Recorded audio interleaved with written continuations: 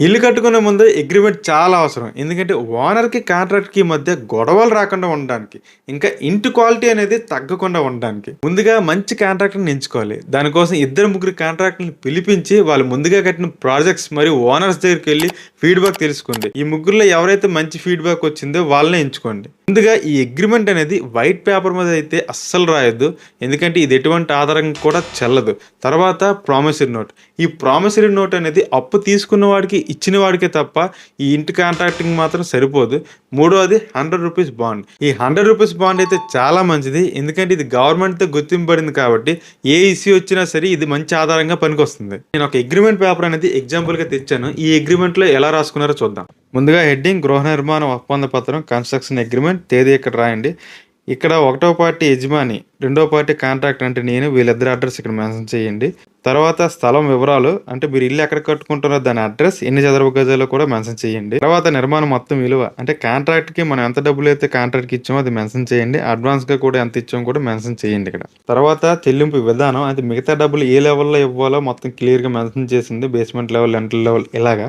తర్వాత నిర్మాణ కాల పరిమితి అంటే ఈ బిల్డింగ్ అనేది ఎన్ని నెలల లోపు కట్టిసి ఇవ్వాలనేది ఇక్కడ మెన్షన్ చేయండి. లేకపోతే సంవత్సరాల కొలది బిల్డింగ్ వెళ్తూనే ఉంటుంది. నిర్మాణ పనుల క్రమం స్టెప్ బై స్టెప్. ముందు బోర్ 150 అడుగుల వరకు బోర్, సుధాకర్ పైపులు, సిఆర్ఎం మోటార్, పునాదులో స్థలం మార్కింగ్, పునాదుల తవ్వకం నుంచి మట్టి నింపుట వరకు.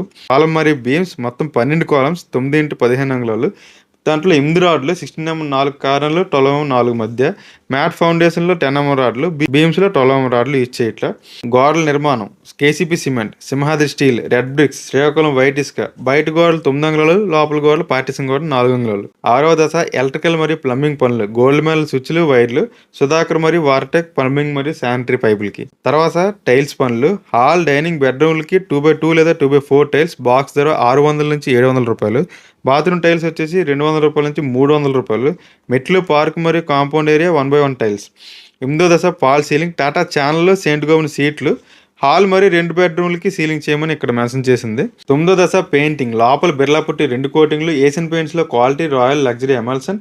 ఎలివేషన్ కూడా 2 coating putty, white paint, Asian Paints, Apex dust proof quality.